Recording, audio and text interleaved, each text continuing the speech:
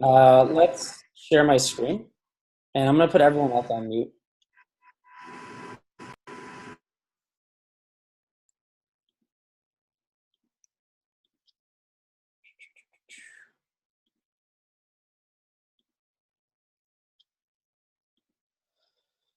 All right.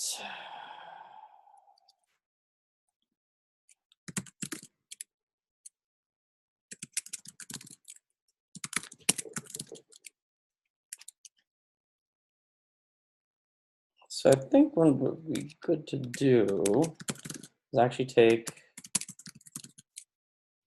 let me see. Yeah, and then there's 7, and maybe like the last one from this one. Yeah, so let me do this one.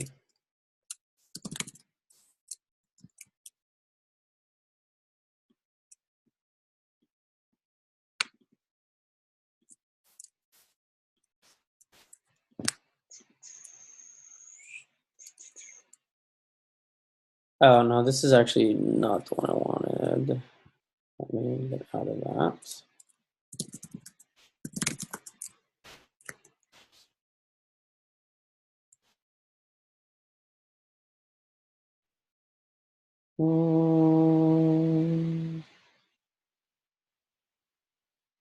Yeah, maybe just do Coders Bay. Yeah, this might be good for that. Okay, so Coders Bay, we have this information here.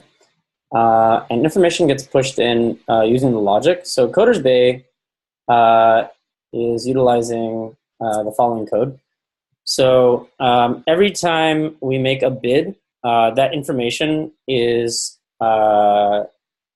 first gathered using the event listener for onClick. Based on that click, we get the information out. So we extract that information, and then if the bidder price is greater than the higher price, so we have a conditional statement that wraps our information, then we replace the information as being the high bidder. We can also use like push logic as well. I used to have a more advanced application, but I think that would be too much right now. Yeah, so let's just do this one.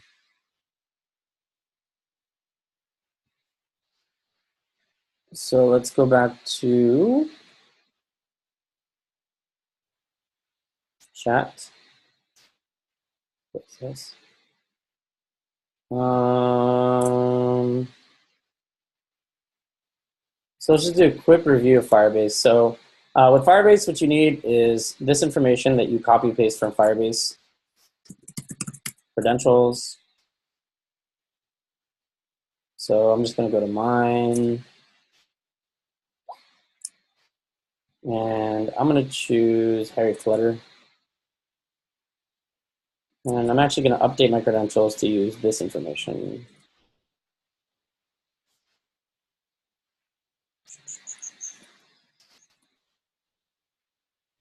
Yeah. I'm going to use the latest in Firebase.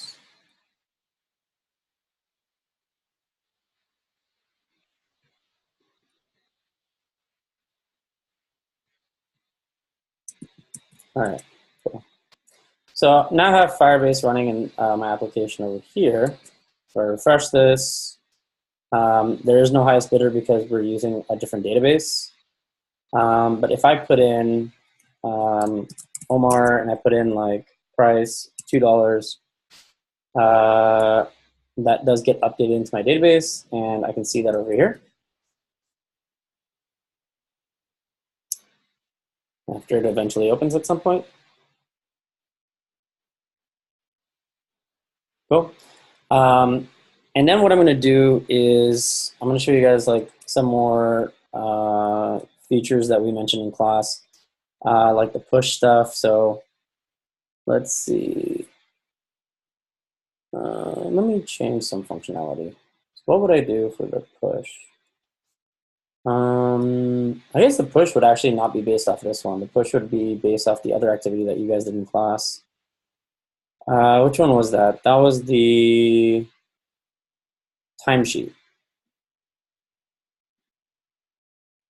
let's go to that one real quick. So that was the basics of just using Firebase. So now we'll go to one that actually uses some of the logic from the other application. So we're going to do the same thing. I'm going to put the latest. Oh, the latest isn't there. Is this using my stuff? Hair clutter. No, it's coded. What is this? Timesheet logic.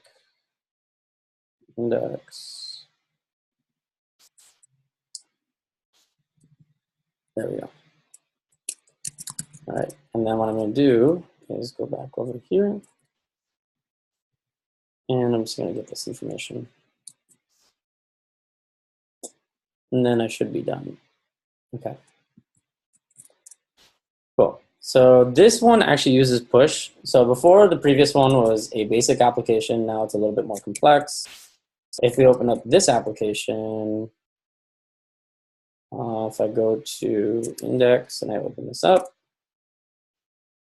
I should see that there's nothing really there because this is using a new database. If I put in, I don't know, some employee one role, office manager, started maybe 10, 10, 10, yeah, 10. Monthly rate, I don't know, 5,000. Submit, and the information's there along with the proper calculations. So if we go to the logic, the information is being submitted using the onClick from the Add Employee button. So this is coming from here, and it consumes all the information from these input values, and it then takes that and stores them into variables, and then puts that into a single object. Then we just push that object after it gets placed into that object store. And what push does is it uniquely generates a key. So this is the key over here. We can get rid of these. This is from the previous database that we had. So I can actually delete from here using the X button. And this is a unique key that gets generated that you can then access.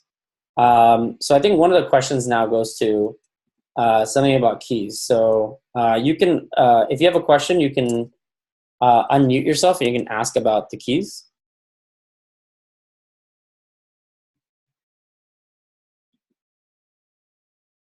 Who had a question about Firebase with keys? No, that's fine now.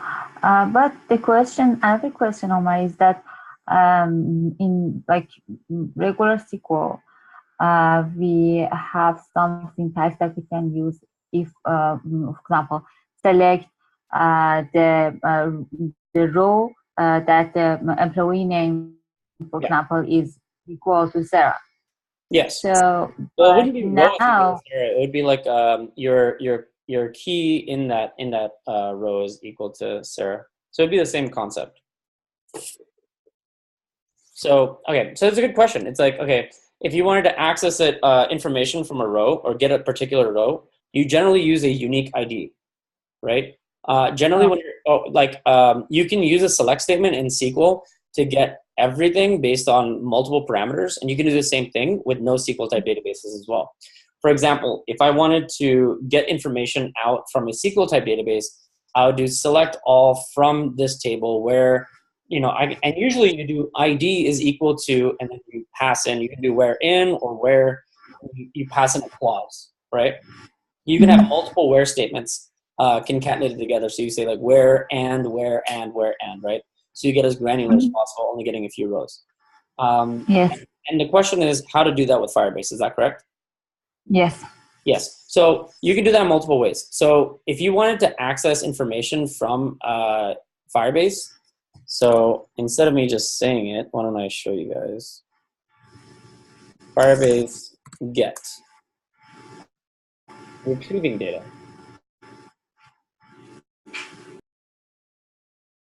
And Sarah, I think someone's vacuuming in your background or something. So I just put you on mute real quick. So there's an entire section on just retrieving data in the in Firebase documentation. So they make it kind of interesting how they write it. Like read and write data, stuff like that. So I'm going to go to read and write data on the web part. They have different sections for each one, so I think this would be a good part, good explanation of how their documentation works. It used to be a lot easier to understand, but once you get through it, it's like, oh, okay, I see. So they separated it based on the technology or how you're using the technology. So instead of it just being like, okay, this is all how you use it, it's like it's dependent on what technology you're using it with. For example, if I'm using this with Android, then it has its own documentation. With iOS, it has its own documentation.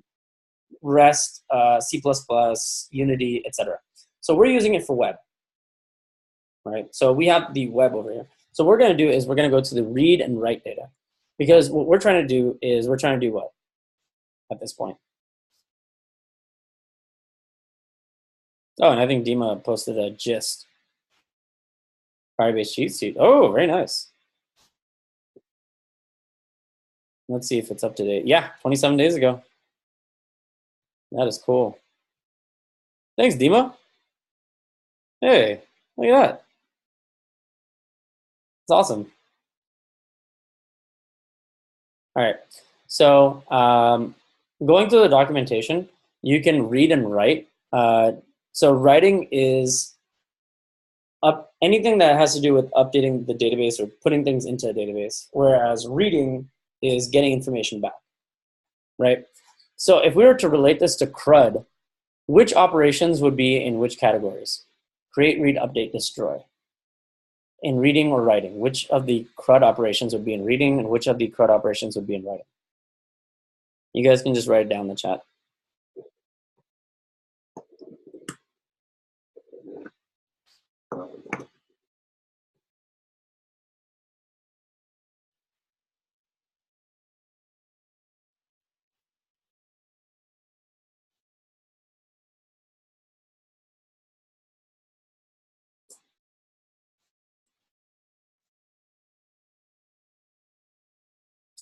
Janelle, correct. So create, delete, update is in write, and then reading is in read, right? Excellent. So here's some basic write operations that they mentioned. Like you can write directly using set, which is what we've used before. Reading data once. So this is all reading. So listen for value events. To read data at a path and listen for changes, use the on or once methods. So on will continuously listen for reading events, whereas once will only execute once for reading. So we haven't really covered that. But I've actually used that before when using Firebase for building like games and stuff. So we've worked with this already, right? So reading data once. But what you can do is you can pass in the value. So if I wanted to read data once, like let's say that you authenticate via Firebase, you can actually get the current user and their user ID and use that user ID to access that particular user's information as part of a ref. So this goes more into uniquely accessing different users inside of the database. For example, Sarah was mentioning like, how do I access, person based on something? Well, depends on how you stored it, right? So when you store information into Firebase, if you stored it using push, it generates a key for you, and that key is, oh man, I have to remember, but I think it was actually formatted so it represents the data it contains. But I'm not 100% sure on that. I haven't read that part in a while. But you can use that. So this is how you use refs to access information at different positions. So if I'm doing return firebase.data.refs user plus user ID, this gives me back the information for that particular user. So that user ID is sent back. Now, there are ways of getting back information from a place based on properties. So you can actually go through, let's see, where is it?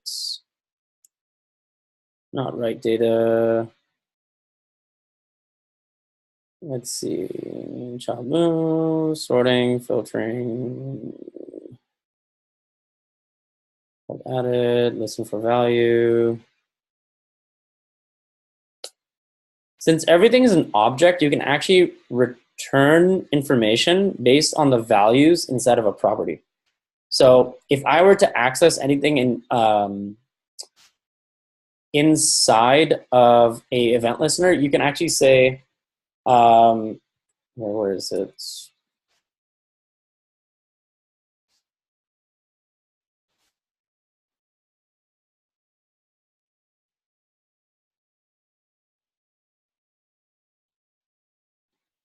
So Sarah's mentioning like, hey, let's say I want to get back some information from a database that is particular to just anything that matches a certain properties or values. So let's say that we had something like this, right? Instead of user ID, let's just do at this location, right? So at this location, give me back this information. Now, I'm going to do it in a really crappy way for right now, but this is like an easy way of doing it. Like, let's say that give me back everything from users, right? And then what you could do is do snapshot.val, and then say like, okay, now only give me back whatever's coming based on what you gave me back. Do a simple for in loop to match the keys and the values that I want from that. But that's not very performant, right? So essentially, this is going to return everything back from users, right? But usually what you want to do is you want to use the ID, right? So if you have the ID, then you can return certain things. So if I have the ID, which was something that I understood how to get, then you can return only that one user back from the database, and that's much more performant. So let's take a look. Firebase, let's use this cheat sheet. Let me see if it has it. Limit first, limit to last, start at, and then, no. Okay, let's see. Firebase, return only, return database on query. Collection, this is kind of old. Let's see if this is old.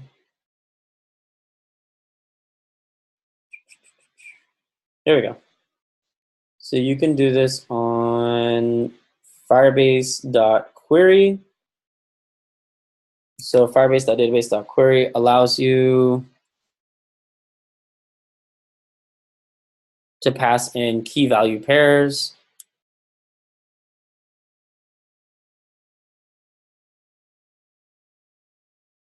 Where to end, is it equal to this particular key value pair?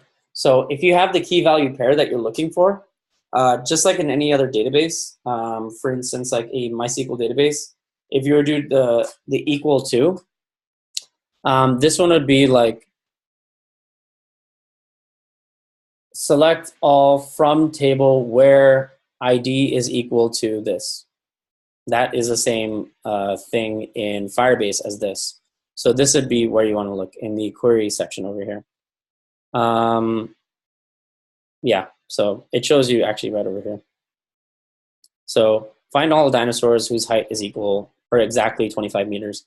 This would be a much more performant way than what I was mentioning before, because you are actually accessing the information from the database first, and so the processing is all done on the Firebase side rather than on the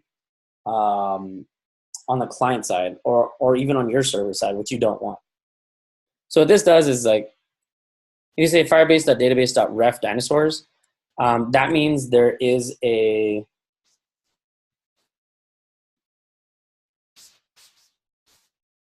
what is it? There it is.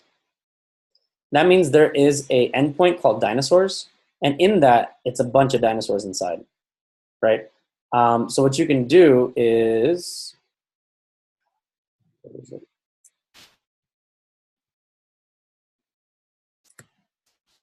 So what you can do is get all the children.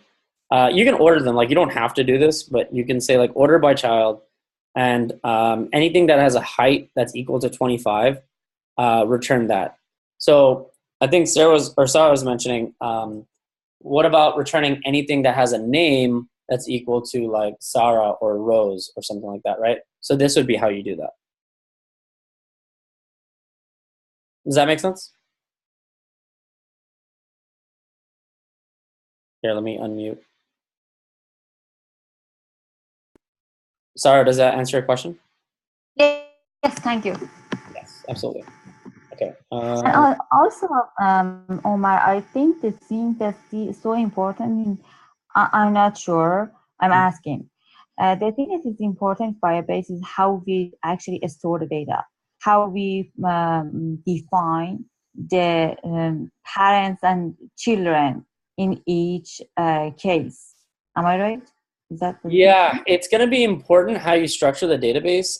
We haven't gone to structuring databases yet because we just want you guys to store data in there for now in a very in a poor way, essentially, because we're not focusing on databases as much. We're just having you guys utilize databases just to store the data and retrieve the data, not to scale. We haven't gone over anything with scaling yet.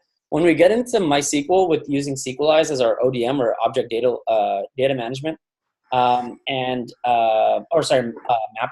and ORMs using Mongoose, you'll see that it's way better to then use the right things, which is migrations and all these creating out UML diagrams and really creating relationships between tables and documents and things like that. Right now, we're just each key is representative of an object and a location path. So if I say, actually, yeah, let me do something else. So let me do, I don't know what's in your background, Sarah, but someone's using the vacuum or something. So I just put on mute. Let me see. Where is this? Ref, and I can just create a ref. So let me create a ref, and I'll just put this at I don't know, employee names.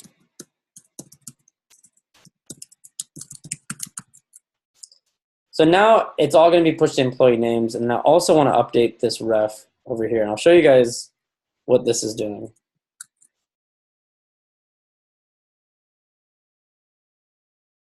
Okay.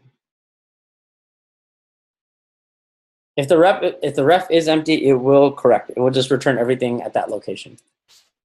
But now we're starting to store everything into employee names. So I'll show you guys what happens if I refresh this. Oh, that should have worked. Oh, I don't have anything at employee names yet. Okay. So what I'm going to do is I'm going to put in new employee, smart lady person, role, senior data scientist, start date 10/10/10. Gets paid $40,000 a month. Was successfully added. It's been added there, and returns information correctly.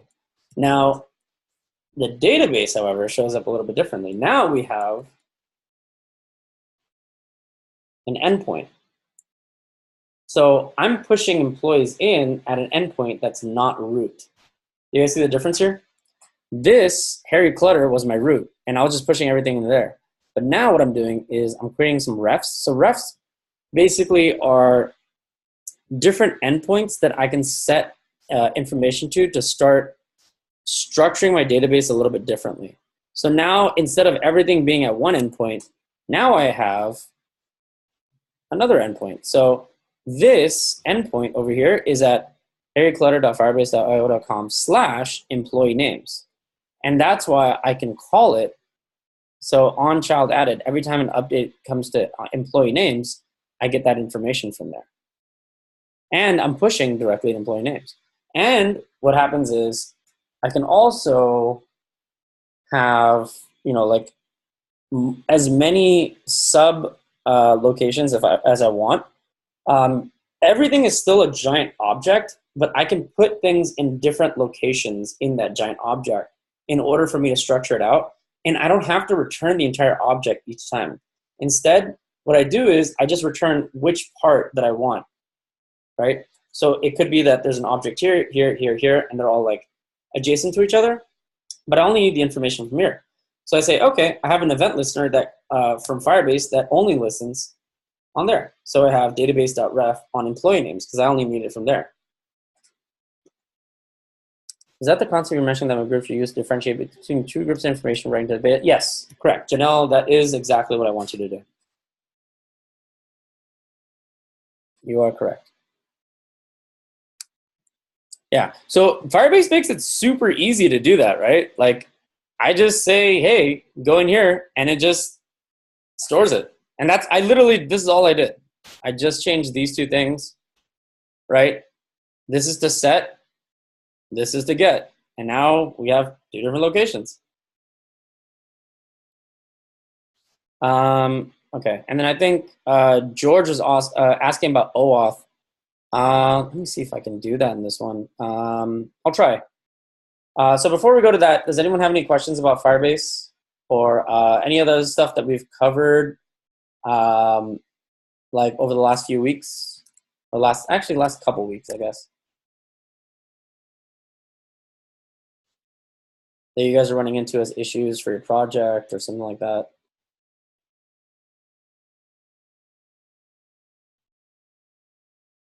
So it definitely, like, I can't go over like basic things like how to set a variable and things like that, but I'll definitely cover like, you know, more like things that we've covered over the last few weeks, like APIs, Firebase, things like that. All right, cool. So let's move on. I'm gonna go to authentication in Firebase. So, man, I made an app way back when to show Firebase authentication logic. Let's see if I still have it. I don't know if it's gonna work anymore. So actually, you know, Firebase has been updating so much. I'm not gonna show that application because it's probably not gonna work. Let's use the latest. So Firebase. If I go to console. Let's go to heavy clutter.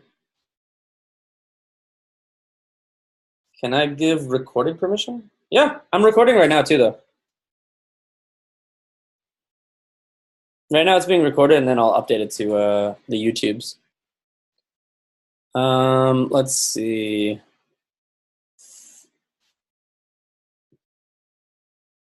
So from what I remember, you can authenticate using their pre-formatted like authentication mechanisms. Meaning when someone authenticates, it actually goes through an authentication server that is meant just for authenticating. And then you can get that user ID out of that authentication server and store that information into the database. So they're not automatically linked to each other, but it's pretty easy to make the data associate between the database and the authentication server. So again, I mean, from last time I remember using it, I don't know if they've updated. It seems like they didn't. It still seems like it's two different servers. It is still using the separate thing. So, and yes, I will show you guys how to do put or post methods with Ajax. So let's get to this authentication thing real quick. So if I go here on the authentication tab, I can just say like, you know, enable, sign in with their email address and password. And this actually worked. Like I was able to do this, which was really cool. Last time I did it, where it will actually ask for authentic or authorization by sending you a link to your email. Once you click on that, then it's confirmed, which is really cool because that's more than like what you would expect out of like a basic, you know, basic authentication, and you having to set all that up and everything. So they show you like here in the Firebase console how to set up the email link, because that's the easiest one. Oh, shoot. Actually, your question was about OAuth, huh? Not regular authentication. Sorry about that. I was looking into regular authentication. So George was asking about OAuth. Let me check on that. So it's API related. So if you want to use OAuth with Firebase,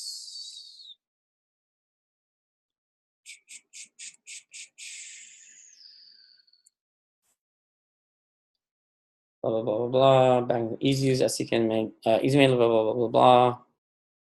Other Firebase services leverages industry standards like blah blah blah with your custom backend.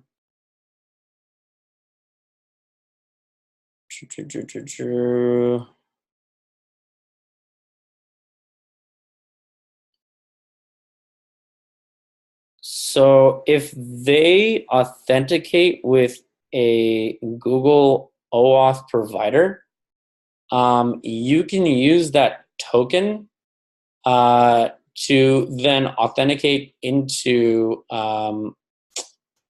a server. The issue, though, is, George, I think what you're asking is something different. So OAuth allows you to get a token back that allows you to then access different things and be able to securely authenticate.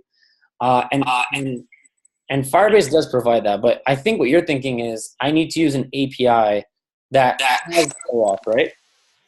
Yes, exactly. Oh, it's a lot of them had OAuth or like an SDK, and just couldn't wrap my head around like how do you actually use an SDK, because it sounds like it's different than what we would do with just passing it a query URL. Yeah. Actually, I think with an SDK you don't pass it a query URL, so then like I feel like you have to use whatever methods they give you to do those operations on their server or something like that. Is that right? Yeah. So if you wanted to do like, if you wanted to do OAuth, I mean, you will be able to do that in this class, but not probably for project one. Because what you need to do is you need to set, it wouldn't be authentication from the client side from a user. It would be authentication from you as the developer to try and get that token so that you can access that API. Otherwise, you'd be utilizing someone else's auth token, trying to access that, then use that to make the API call, which would be kind of weird. And I don't think that's legal. Like you'd have to get like permissions and stuff like that. So what you'd want to do is you'd have to get like authentication from your server to an OAuth server, get the token back, use that token to then make a request to Yelp's API, which is we're gonna do in project 2 and project 3, but we're not gonna do that yet because you guys don't have. So, alternatively, what about like SDK usage? Like, do you have any like example, like how that's like usually like a simple example how that's done? Well, over here, it's like the SDK is just software development kit. So it's basically like how you authenticate with them, and it's dependent on how they do it. So for Firebase, it's like you just do email auth for their SDK, meaning that you pass them in an email and a password, and then that authenticates them in your in whatever system that you want to set up, right? But theirs could be more advanced. It might require multiple authentication. That just means it's their own variation of authentication, as opposed to OAuth, which is a standard. Right. So, like, would each API have like their own kind of a function they want you to use to pass whatever it is that they need? Depends. If they're using OAuth, it's going to generally be the same thing, meaning that we need to use that token, the OAuth token. So it makes it a lot easier to actually authenticate once you guys understand how to use OAuth tokens. But if you're doing it with the SDK, it's totally dependent on how they do it. Right. So it would be dependent on which API you're talking about. But it's also the case where each API is also different, like completely different from one another. So you have to look through their documentation. But it's actually a really, really, really good exercise because it forces you to like go through someone else's documentation, understand how their code works on like a high level, so that you can integrate into them, because that's going to be a huge part of development. Yeah. Okay, makes sense. Yeah. So did the explanation I mentioned make sense as well? Like why, like what Firebase is doing and what you need done? That part was a little complicated, to be honest. I don't think that we wanna do that for project one, for sure. Like the part about getting the OAuth token back and then using that. Yeah. Yeah. Yeah, I wouldn't worry about that. I would like focus on the MVP and don't worry about like using OAuth at this point. Yeah, we just maybe dig up a different API to use. Sure. Okay, cool, thanks. Mm-hmm. And then I think an important question that Janelle was asking was actually about put and post using Ajax. So let's do that. Ajax put and post CodePen. Let me see if I can find one that already exists and I can just use that.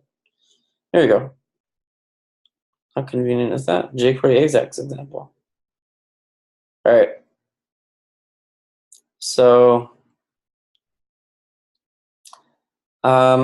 this is using, so CodePen is really cool. So CodePen, what it does is allows you to put client-side code into an editor and display that information either in a console or the output on the bottom. So notice that there's a console as well. So that'll be like your just your console that we've used before.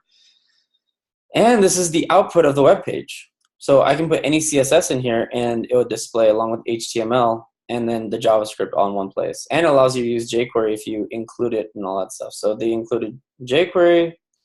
They have a simple button over here that says click me, and they have some text that just says replace me. And what's happening over here is we say on button, click. I want you to take this text, and it's going to say loading until it gets replaced with everything in here.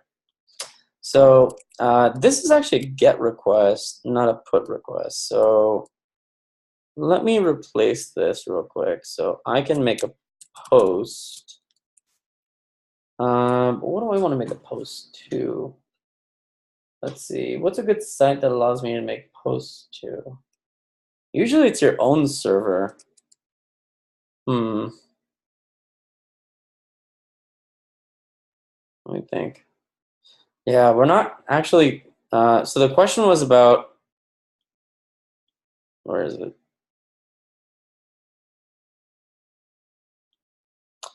So the question was on using put or post methods with Ajax. Now, there are APIs that allow you to do put and post. I can't think of any on the top of my head right now, though. Usually, you're retrieving information from an API for the majority of the time. But what's going to happen is the put and post is going to be really important. The put allows you to update information, and the post allows you to submit information to it. So the put is the update. The post is the create part of CRUD operations. Now, we're not actually using Ajax to update the database because generally that shouldn't be the case. We use Ajax calls to generally either utilize API calls via our internal APIs or external APIs. So is there a particular case where, Janelle, that you're using a API that is requiring a put or post?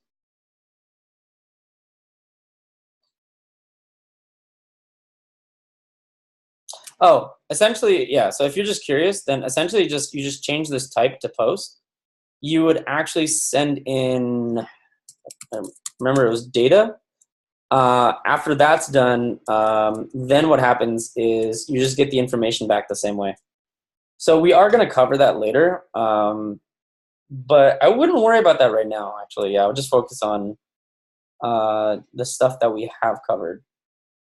and the technologies that you're trying to work with and the problems that you're trying to solve at the moment.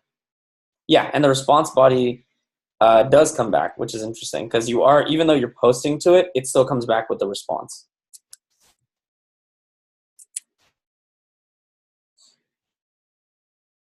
But yeah, it's a good question actually. Like, yeah, because if you're doing a post, put what response does it come back with, right? Because if when you're requesting information, you know what comes back. It's like the information you requested, like you're getting. When you post, you're submitting and you're changing it there. But usually it comes back as like success or unsuccessful or something like that.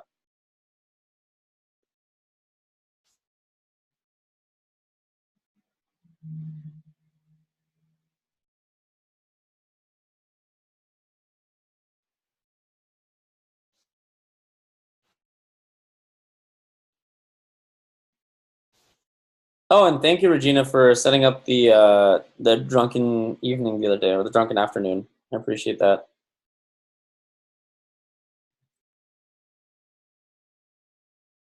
I think we're supposed to have one every project week or something. I don't know. All right. So other questions on the stuff that we've covered recently? This is Jane. I have a question. Yes. On the timesheet that you did, you very clear, by the way. You have a very clear microphone. Oh, good. The timesheet that was solved is not in the GitLab. Do you think you could push that up so that we can see that too? Yes, absolutely. Thank you. And I can definitely. Can you just put that into Slack and then I'll push that up?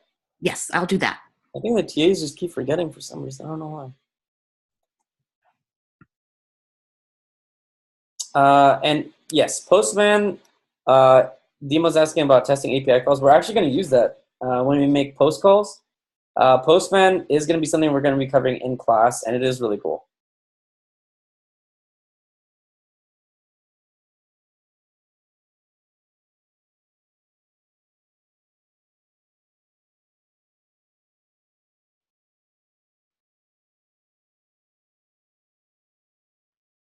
All right, no other questions on the last few weeks? Firebase, Ajax, project issues, general concepts.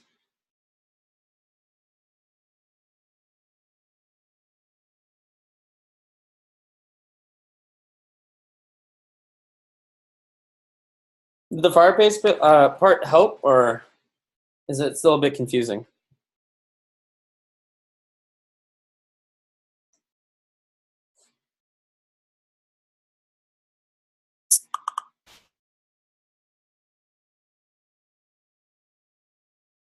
Okay. Yeah, the Firebase part is probably going to be the most difficult, but again, I would set up those endpoints and I would utilize those endpoints as such. And then if you're trying to get back a specific query, then you're going to use firebase.database.query. So there's documentation for that specifically. I don't like the way the documentation is structured. When the initial variations of, or the versions of Firebase came out, they had really good documentation, but they changed the way it is based on technology. So it's a lot more confusing to understand where to go. Like, it's not structured from top to bottom. So make sure you just go to the parts that talk about web and Firebase database. And I think those are the only two things that you guys will need.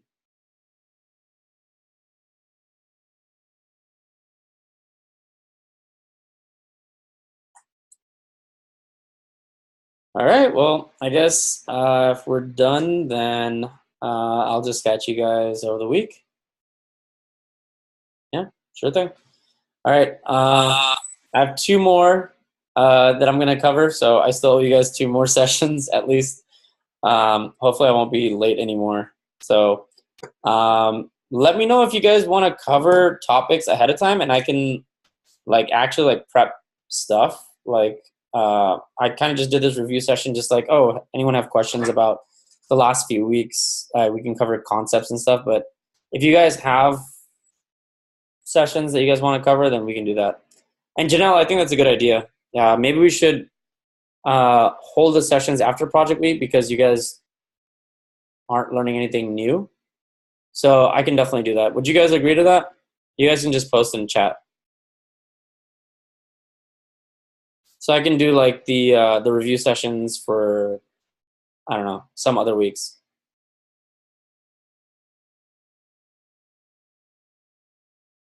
Cool. All right then. I hope you guys have a lovely evening, and I'll see you guys later. And this is all recorded too. All right, thank you.